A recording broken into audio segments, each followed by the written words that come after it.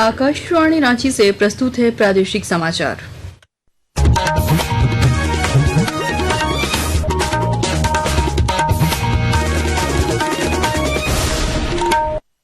नमस्कार, प्रादेशिक समाचारों के साथ मैं आराधना कुमारी। पहले मुख्य समाचार। प्रधानमंत्री नरेंद्र मोदी ने किसानों के कल्याण के लिए केंद्र सरकार की दोहराई प्रतिबद्धता। कहा, पिछले 11 वर्षों में कृषि क्षेत्र में हुए हैं कई बड़े बदलाव, किसान हो रहे हैं समृद्ध। चतरा जिले में सीसीएल की कोल परियोजनाओं में नौकरी और मुआवजा घोटाले मामले की जांच सीआईडी करेगी। पुलिस महानिदेशक ने जारी किया आदेश। अल्पसंख्यक कार्य मंत्री किरेन रिजिजू ने वक्फ संशोधन अधिनियम को लागू करने में उम्मीद केंद्रीय पोर्टल के शुभारंभ की सराहना की है। कहा, वक्फ संपत्ति प्रबंधन में दक्षता और पारदर्शिता आएगी। राज्य भर में शांति और सौहार्दपूर्ण माहौल में मनाया जा रहा ईद अल अजहा का त्योहार। जिले के उपायुक्त और पुलिस अधीक्षक विधि व्यवस्था की लगातार कर रहे हैं मॉनिटरिंग। और झारखंड में अब 15 जून के बाद मानसून के संताल परगना के रास्ते दस्तक देने की संभावना। राज्य के कई हिस्सों में अगले 4 दिनों तक मेघ गर्जन के साथ हो सकती है बारिश। और अब समाचार विस्तार से। प्रधानमंत्री नरेंद्र मोदी ने देश के किसानों के कल्याण के लिए सरकार की प्रतिबद्धता दोहराई है। एनडीए सरकार ने केंद्र में 11 साल पूरे होने के संदर्भ में श्री मोदी ने कहा कि यह सरकार के लिए गौरव की बात है कि उसने इस कार्यकाल में देश के परिश्रमी किसानों की सेवा की।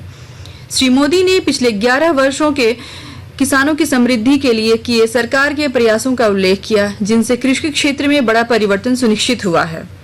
श्री मोदी ने कहा कि किसानों के कल्याण के लिए सरकार के प्रयास आने वाले समय में और भी मजबूती से जारी रहेंगे।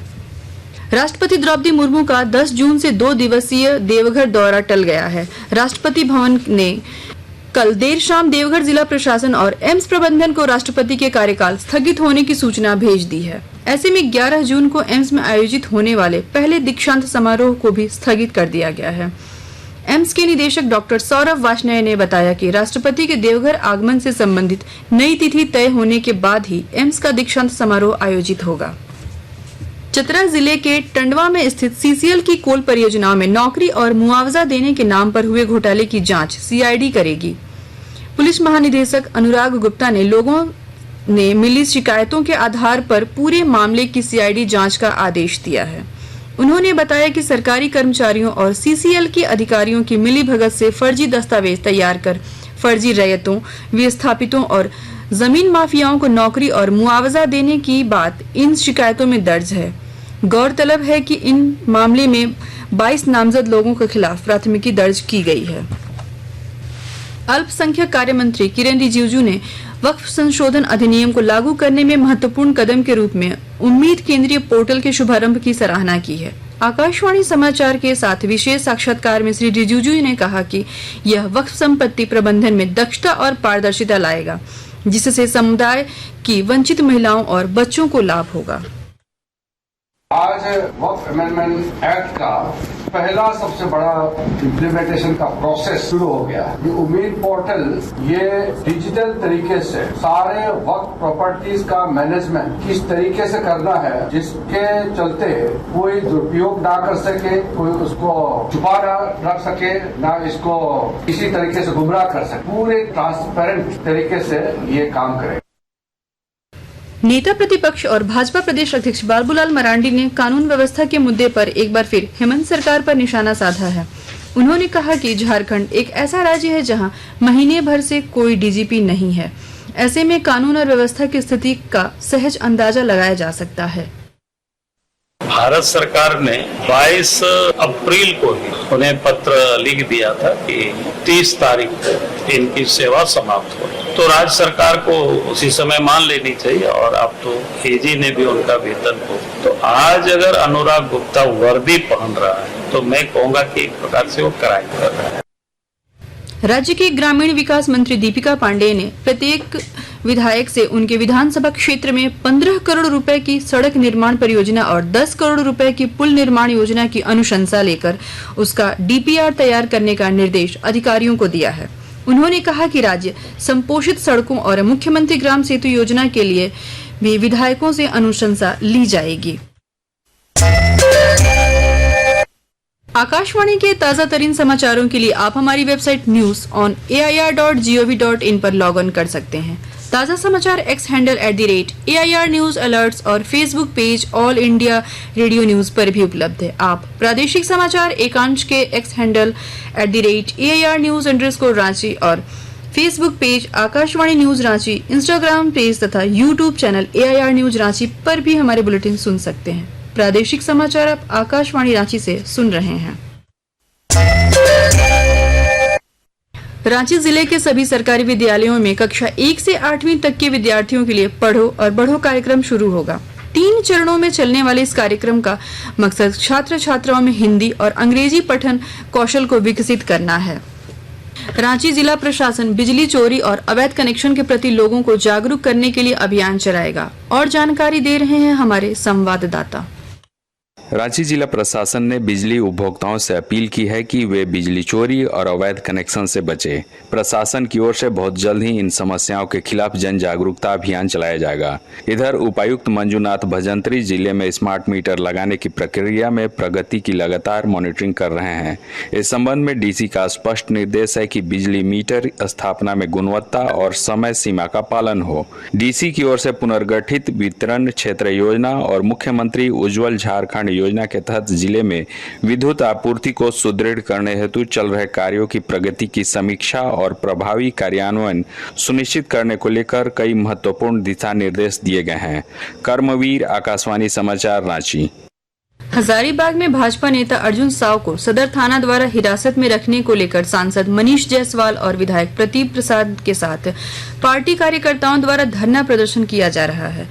सांसद मनीष जायसवाल ने कहा कि पुलिस ने बिना किसी नोटिस और प्राथमिकी के उन्हें डिटेंशन में रखा है, जो कानूनन अनुचित है।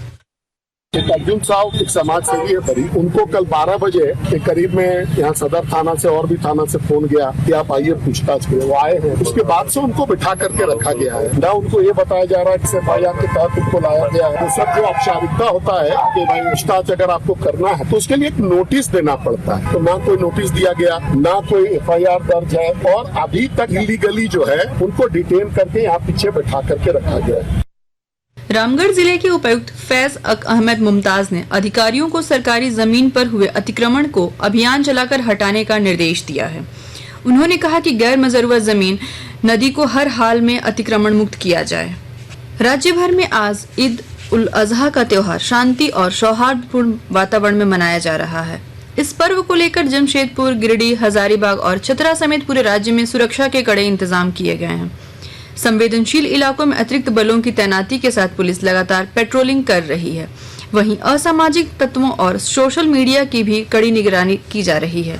पाकुड़ में भी चाक चौबंद सुरक्षा व्यवस्था के बीच बकरीद मनाया जा रहा है। जिले की पुलिस अधीक्षक निधि द्विवेदी ने कहा कि तमाम जवान पूरी मुस्तैदी के साथ ड्यूटी कर रहे हैं। पुलिस मुस्तैद है, प्रशासन मुस्तैद है। सभी को आपके माध्यम से पाकुड़ की समस्त जनता को बकरीद की हार्दिक बधाई देते हैं और उम्मीद करते हैं कि पूरा दिन ऐसे ही शांतिपूर्ण सौहार्दपूर्ण तरीके से बीतेगा। कोई भी अराजक तत्व, कोई भी न्यूसेंस एलिमेंट्स की जगह नहीं है, उनकी गुंजाइश नहीं है और न ही बर्दाश्त। सर्राफा बाजार में आज रांची में 22 कैरेट सोना का भाव 88,908 रुपए प्रति 10 ग्राम है, जबकि चांदी की कीमत 1,07,377 रुपए प्रति किलो है।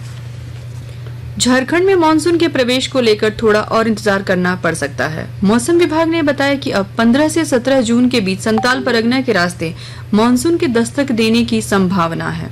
वहीं आज से अगले 4 दिनों तक राजधानी रांची समेत राज्य के कई हिस्सों में मेघ गर्जन के साथ हल्की बारिश होने की संभावना है।